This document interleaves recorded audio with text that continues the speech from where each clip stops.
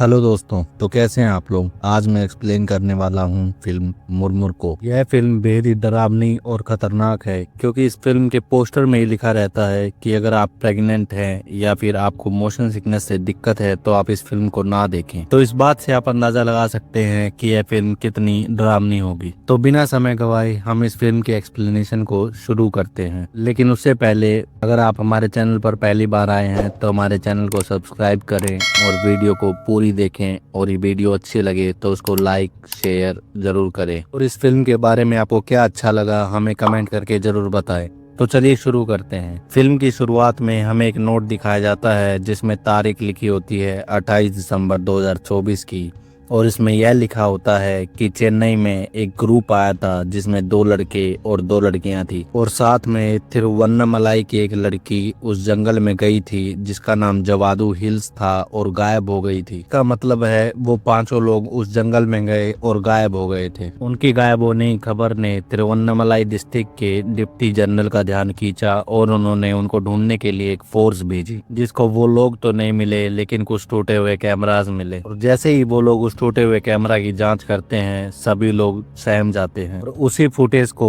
एक डॉक्यूमेंट्री की तरह हमें दिखाया जा रहा है। यानी कि उन टूटे हुए कैमरास में जो कुछ भी रिकॉर्ड हुआ वो सब हमको दिखाया जाएगा। और फिर कैमरा की पहली फुटेज दिखाई जाती है जो कि 28 दिसंबर 2024 को सुबह 8 बजे शुरू होती है, और उसमें हमें एक ग्रुप को दिखाया जाता है जो कि सोशल मीडिया के लिए शॉर्ट फिल्म्स वगैरह बनाते हैं, और आज वो लोग एक हॉरर मूवी शूट करने वाले थे। और इस ग्रुप में जो 4 लोग थे उनके नाम हैं मेलविन, ऋषि, अंकिता और जेनिफर। और इस ग्रुप में मेलविन अंकिता को चाहता है, और फिर हम देखते हैं कि मेलविन और ऋषि इस मूवी का एक छोटा सा ब्रीफ दे रहे हैं जिसमें वो बताते हैं कि तमिलनाडु के तिरुवन्नमलाई डिस्ट्रिक्ट में पोल्लूर तालुक के जवादू हिल्स में बहुत पुराना गांव है जिसका नाम है काथूर। और लोगों का ऐसा मानना है कि इस गांव में एक जंगल है जो कि शापित है, और उस जंगल में एक तालाब है जहां पर पूर्णमासी की रात को 7 वर्जिन देवियां स्नान करने आती हैं, लेकिन उनको आज तक किसी ने नहीं देखा क्योंकि जो भी इंसान जंगल में गया वो कभी लौट कर नहीं आया। तो इसीलिए वो लोग सच को जानने, सुनने और देखने के लिए वहां पर जा रहे थे, और इसी चीज की वो लोग डॉक्यूमेंट्री बनाने वाले थे।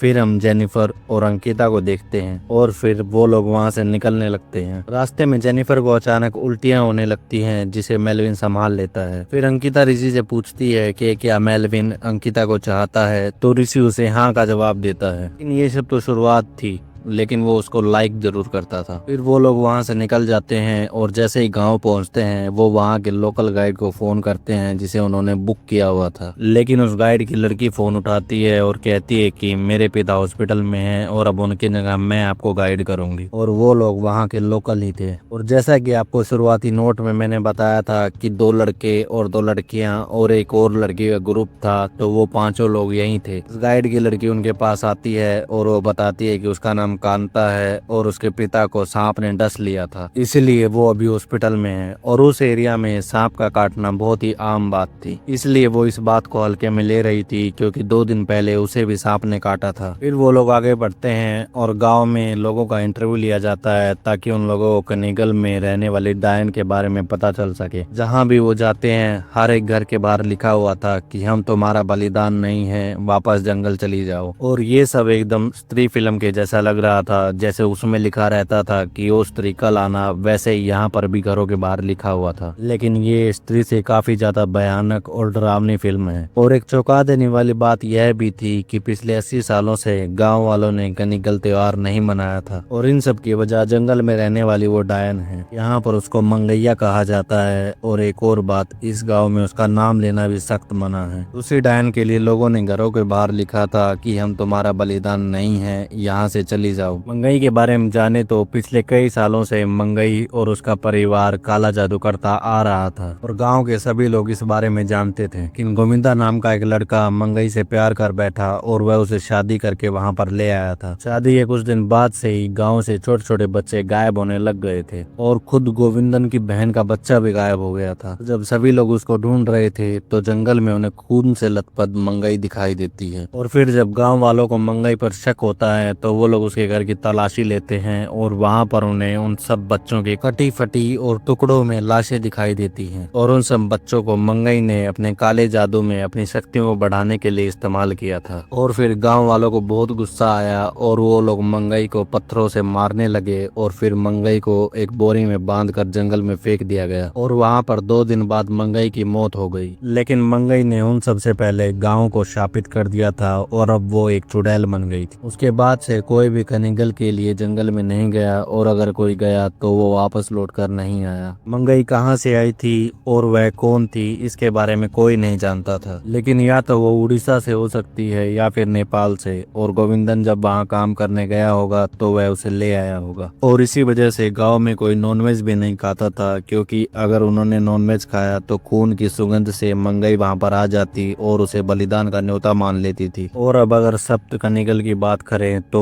पूर्णमासी की रात को स्नान करने आते हैं और उनको देखना सख्त मना होता है, क्योंकि अगर उनको कोई देख लेता है तो वो गुस्सा हो जाते हैं। जिस पर भी वो गुस्सा होते हैं उसे श्राप दे देते हैं। कांता उनको बताती है कि उसकी दादी ने एक बार उनको देख लिया था और तभी से वो बेड पर हैं, क्योंकि उनकी पूरी बॉडी में उनको लकवा मार गया था। और यहाँ पर हमें सारी जानकारी मिल चुकी है। अब वो 5 लोग जंगल में जाने की तैयारी करते हैं ताकि वो 4 लोग अपनी डॉक्यूमेंट्री पूरी कर सकें, लेकिन इन चारों को इस कहानी पर बिल्कुल भी यकीन नहीं होता और इन सबको लगता है कि यह पूरी कहानी गांव वालों की मनगढ़ंत कहानी है जो कि इन्होंने ही बनाई हुई है, जिसका ना तो कोई सर है ना कोई पैर है। अब वो लोग गांव जाने की तैयारी करते हैं और कांता को घर भेजने लगते हैं, लेकिन कांता कुछ और पैसों के लिए उनके साथ जाने के लिए तैयार हो जाती है। अब वो सब लोग जंगल पहुंच चुके थे जहाँ पर मेलविन उन्हें 2 जगह बताता है। उन्हीं 2 जगहों पर वो लोग जाएंगे, लेकिन अब रात हो चुकी थी तो वो लोग वहीं पर टेंट लगाकर रात गुजारने की तैयारी करते हैं। और वो लोग टेंट लगा लेते हैं, लेकिन अंकिता थोड़ी दूर जाकर रिकॉर्डिंग करने लगती है कि यहाँ पर कोई नहीं है और वो केवल 50 मीटर ही अपने टेंट से दूर थी, लेकिन फिर भी उसे ना तो अपना टेंट दिख रहा था और ना ही वहाँ पर जलाई हुई आग का धुआं। और वहीं पर बात बातों में अंकिता मंगई का थोड़ा बहुत मजाक भी उड़ा देती है और फिर वो अपने दोस्तों के पास वापस आ जाती है और खाना खाकर वो लोग बातें करने लगते हैं। और वो लोग एक फनी एक्टिविटी करने की सोचते हैं जो कि और कुछ नहीं बल्कि ओइजा बोर्ड था। अब वो लोग अपने कैमरा चारों ओर लगा देते हैं और ओइजा बोर्ड सामने रख के भगवान से दुआ करते हैं कि वो उनकी रक्षा करें। अच्छी आत्माओं को बुलाने लगते हैं। लोग काफी समय तक लगे रहते हैं, लेकिन उन्हें किसी भी आत्मा का एहसास नहीं होता। वहाँ पर कुछ भी न होने की वजह से ऋषि कांता की उंगली पर एक छोटा सा कट मारकर उसका खून उस बोर्ड पर गिरा देता है और कांता इससे बहुत ज्यादा डर जाती है। फिर कांता रोने लगती है और वहाँ से जाने की जिद करने लगती है। इसी बीच उसकी अंकिता से बहस भी हो जाती है कि उसने इस चीज के लिए पैसे लिए थे और वो ऐसे उन्हें बीच में छोड़कर नहीं जा सकती। वो लोग उसे मनाने की बहुत कोशिश करते हैं और लेकिन वो नहीं मानती और यही कहती रहती है कि मंगई खून से ही आती है और अब वो उसे ले जाएगी। वो चारों तो सेफ रहेंगे लेकिन वो खत्म हो जाएगी। और इन सब के बीच हम अचानक एक हलचल और कैमरा में ग्लिचेस को देखते हैं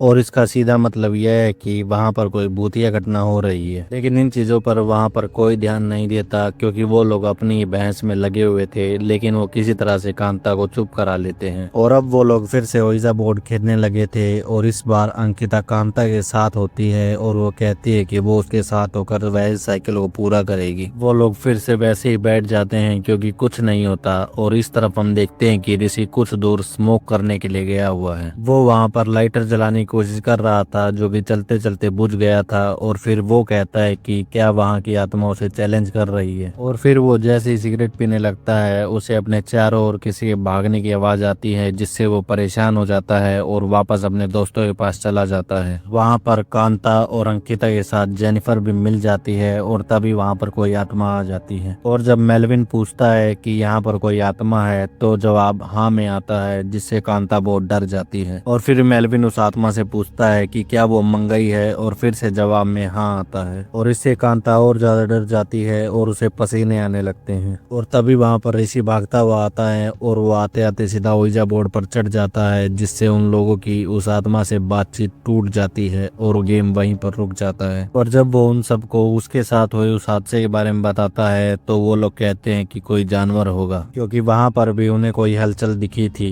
लेकिन अब गेम खत्म हो जाता है और सब लोग सोने के लिए चले जाते हैं। और कांता बाहर ही सोई हुई थी और ऋषि भी उसके पास जाकर सो जाता है ताकि उसे डर ना लगे। लेकिन उसे मच्छर काटने लगते हैं, जिसकी वजह से वो वापस टेंट में जाकर सो जाता है। और अब हम कांता को देखते हैं जिसके पास कोई हलचल शुरू हो गई थी। कांता को जंगल से किसी के घसीट कर चलने की आवाज आने लगती है और उसके पास कोई लेडीज आकर भी चिल्लाने लगती है जिससे कांता उठ जाती है। और यहाँ पर हमें शायद यह दिखाने की कोशिश की जाती है कि जिस औरत ने आवाज दी थी वह मंगई ही होगी। कांता के उठते ही वह आवाज थम जाती है तो कांता को लगता है कि उसने कोई बुरा सपना देखा होगा। फिर कांता को अपने हाथ से खून निकलता हुआ दिखाई देता है और वहाँ पर हम देखते हैं कि मंगई घिसट घिसट कर कांता के और नजदीक आ गई थी। अब कैमरा अपने आप दूसरी तरफ हो जाता है और हम कांता की सिर्फ आवाज सुन पाते हैं जिसे मंगई ने घसीट लिया था। और फिर आखिर में बस हम कांता के तड़पने की आवाज को सुनते हैं और फिर वो मर जाती है। और फिर हम देखते हैं कि मंगई अपने काले जादू के एक मंत्र को धीमी आवाज में बोल रही थी और वो कांता को मारने के बाद भी अपने मंत्र पढ़ना नहीं रोकती। और यहाँ पर हम एक चौंका देने वाली बात देखते हैं कि उन्होंने अपनी यात्रा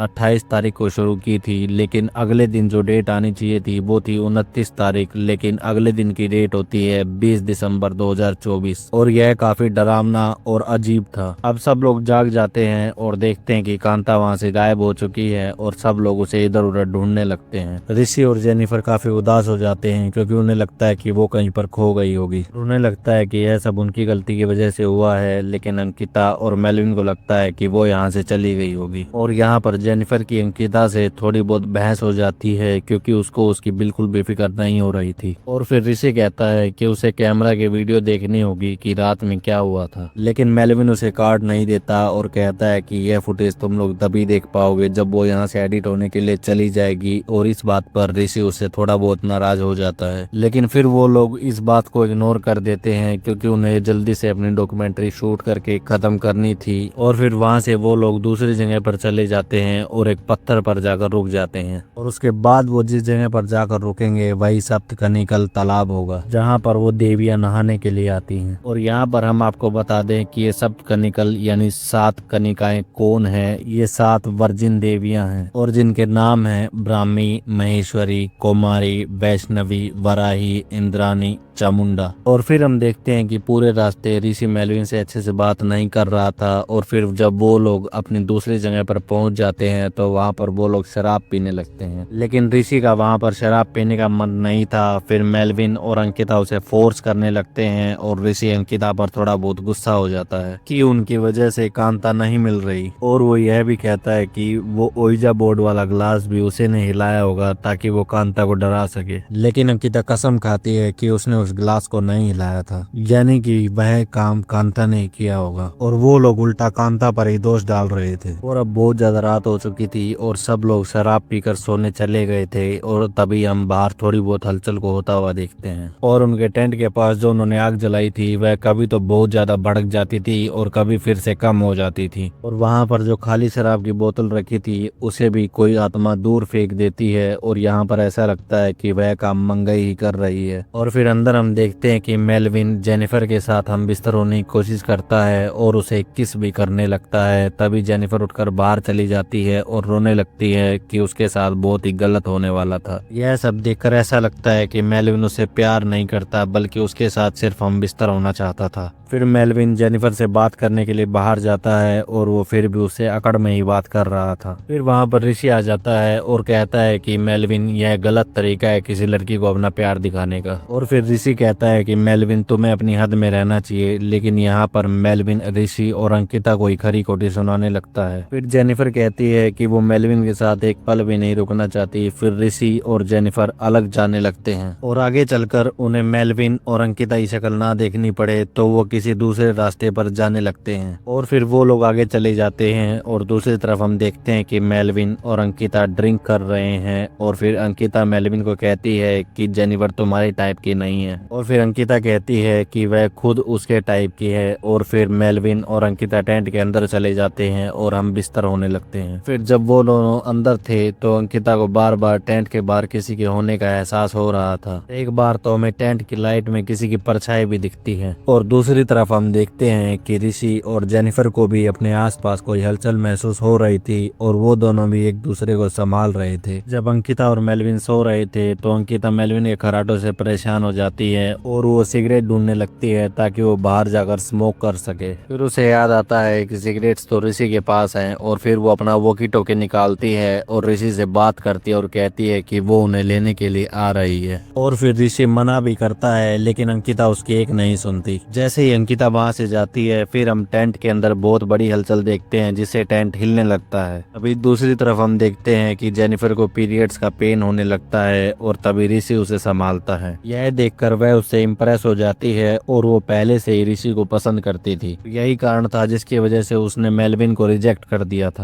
और फिर जेनिफर ऋषि से बात करती है और उसे धन्यवाद कहती है कि वो हर एक मुश्किल में उसके साथ रहता है। फिर हम देखते हैं कि मेलविन सो रहा है और टेंट के अंदर दोबारा से हलचल शुरू हो गई है। टेंट की लाइट अपने आप बंद और चालू हो रही थी जिससे वो डर जाता है और फिर टेंट की चैन अपने आप खुलने लगती है जिससे वो और ज्यादा घबरा जाता है और फिर वो टॉर्च जलाकर वहीं पर साइड में बैठ जाता है। हम अंकिता को देखते हैं जो कि आगे जाते जाते रास्ता भटक जाती है और उसे अपने आसपास किसी के भागने की आवाज आने लगती है। लेकिन यहाँ पर मंगई ही थी जो उनके साथ यह सब कर रही थी और उसे लगता है कि ऋषि उसे डरा रहा होगा, लेकिन ऋषि वॉकी टॉकी पर कहता है कि वो उसके पास है भी नहीं और ना ही वो दोनों वहां पर गए हैं जहां पर उन लोगों ने तय किया था। यहाँ पर अंकिता को अपने आसपास किसी के भागने और हलचल की आवाजें आने लगती हैं और फिर उसे मंगई की आवाज भी सुनाई देने लगती है, यानी कि मंगई के आराम आराम से मंत्र पढ़ने की आवाजें। और फिर वो डर जाती है और यहाँ वहाँ भागने लगती है और तभी उसे अपने सामने कांता दिखाई देती है जो कि बड़े अजीब तरीके से बर्ताव कर रही थी और वो अंकिता को कहती है कि मंगई खून से आती है और अब वो अंकिता के पास आ चुकी है। और फिर जैसे ही अंकिता पीछे मुड़कर देखती है उसे किसी चीज का एहसास होता है लेकिन कोई दिखाई नहीं देता। और फिर जब वो वापस मुड़कर कांता को देखने लगती है तो वो भी वहां से गायब हो चुकी थी। और फिर तभी अंकिता मंगई से माफी मांगने लगती है और वो उसे भीख मांगने लगती है कि वो उसे छोड़ दे और जाने दे। और फिर अंकिता वहां से भागने लगती है और फिर वो अचानक से फिसल कर गिर जाती है और कांटे लगने की वजह से उसे चोट लग जाती है और उसका खून निकलने लगता है। फिर वो डर जाती है और यहाँ वहाँ देखने लगती है, तभी उसे कांता का कटा हुआ सर दिखाई देता है और तभी मंगई अंकिता को भी अपने साथ खींच कर ले जाती है। यानी कि मंगई ने अंकिता को इसीलिए डराया था ताकि उसका किसी तरीके से खून बह जाए और वो उसको ले जाए। और फिर दूसरी तरफ हम मेलविन को देखते हैं जो कि काफी डर गया था और टेंट से जाने की कोशिश करता है, तभी उसे बाहर से किसी के चलने और भागने की आवाज आने लगती है और उसके बाद उसे मंगई के चलने की और उसके पायल के खनकने की आवाजें भी आने लगती हैं। और मंगई बाहर से टेंट पर हाथ मारती है और इधर उधर भागने लगती है और वो बाहर से टेंट पर अपने नाखून मारने लगती है जिससे मेलविन बहुत ज्यादा डर जाता है। और फिर दूसरी तरफ हम देखते हैं कि जब ऋषि अंकिता से वॉकी टॉकी पर बात करने की कोशिश करता है तो उसे आखिरी बार एक टूटी हुई आवाज में यही सुनाई देता है कि मंगई सच में है और वो लोग अपना बिना खून बहाए वहां से भाग जाएं कि जब तक उनका खून नहीं बहेगा तब तक मंगई उन्हें कुछ नहीं करेगी। और फिर ऋषि घबरा जाता है और वो अंकिता को ढूंढने के लिए निकल जाता है और जेनिफर वहीं पर सो जाती है क्योंकि जेनिफर को पीरियड्स का दर्द हो रहा था। फिर ऋषि को भी वहां पर किसी के दौड़ने की और पायल के खनकने की आवाजें आने लगती हैं और फिर तभी उसे मंगई की भी आवाज सुनाई देती है जिससे वो काफी डर जाता है। लेकिन यहाँ पर उसे लगता है कि अंकिता उसके साथ मजाक कर रही होगी और वो वापस जाने लगता है और मंगई उसका पीछा करने लगती है। मंगई उस पर चिल्लाने लगती है और उसे बुलाने लगती है, लेकिन ऋषि उन सब चीजों को इग्नोर करके वहां से जाने लगता है। और फिर दूसरी तरफ हम जेनिफर को देखते हैं जिसके पास भी कोई हलचल होने लगी थी और उसकी चादर भी अपने आप खिसकने लगती है और साथ ही में हम उसके पास किसके घूमने की आवाज को सुनते हैं। और फिर जेनिफर उठ जाती है और वो ऋषि को बुलाती है कि उसे दर्द हो रहा है क्योंकि उसके पीरियड शुरू हो गए थे। और फिर ऋषि के जाते जाते उसके पैर में एक कील चुभ जाती है जिस पर एक औरत के बाल लिपटे हुए थे और फिर तभी उसे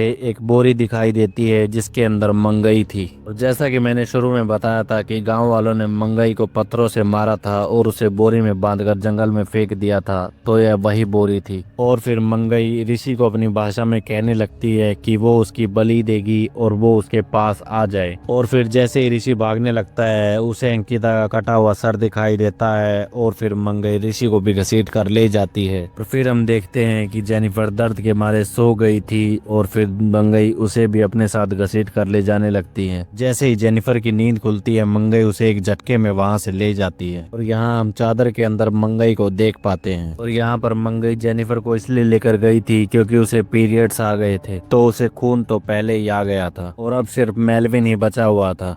और मेलविन कनिंगल तालाब के पास पहुंच चुका था और वो अभी तक इसलिए बचा हुआ था क्योंकि उसका खून नहीं बहा था, इसलिए मंगई उसे नहीं ले जा पाई। फिर मेलविन कहता है कि मंगई सच है तो कनिंगल भी सच ही होंगे। फिर वो वहीं पर इंतजार करने लगता है और अगले दिन की सुबह होने वाली थी और तारीख हो जाती है 31 दिसंबर 2024 और वो एक पूर्णमासी की रात थी। अभी उसे तालाब से कुछ आवाज सुनाई देती है और तभी वो देखता है कि वहां पर 7 कनिंगल नहाने के लिए आ चुकी थी। और फिर वो जैसे ही डुबकी मारकर बाहर निकलती है तो वो देखता है कि वहां पर एक कनिंगल गायब हो जाती है और वो उसके पास आ जाती है और वो वहां से डर कर भागने लगता है। और फिर उनमें से वो एक देवी उसे आगे दिखाई देने लगती है और वो जोर जोर से चिल्लाने लगती है क्योंकि उसने उनके स्नान में विघन डाल दिया था और वो उसे ऊपर से नीचे फेंक देती है। लेकिन वो उसे जान से नहीं मारती। लेकिन यहाँ पर कनिंगल ने उसे मारा नहीं, लेकिन उसके शरीर का सारा खून निकल चुका था और वो घायल हो चुका था। और ये देविया पहले से ही जानती थी कि यहाँ पर मंगई रहती है। और सबसे बड़ी बात तो यह थी कि मेलविन ने पाप भी किया था क्योंकि उसने जेनिफर को छेड़ा था। उसने उन देवियों के स्नान में भी विघन डाला था। फिर हम देखते हैं कि मेलविन बहुत ही डरा हुआ था और तभी मंगई उसके पास आती है और उसे दबोच लेती है। और अब हमें मंगई का असली चेहरा दिखाया जाता है और यहीं पर यह फिल्म खत्म हो जाती है। और मैं उम्मीद करता हूँ कि आपको मेरा एक्सप्लेनेशन अच्छा लगा हो, तो आप मुझे कमेंट करके जरूर बताएं कि आपको यह कैसा लगा और कौन सा भाग अच्छा लगा। और वीडियो अच्छी लगे तो उसे लाइक करें और शेयर करें और हमारे चैनल को सब्सक्राइब करके बेल आइकन जरूर दबाएं। धन्यवाद।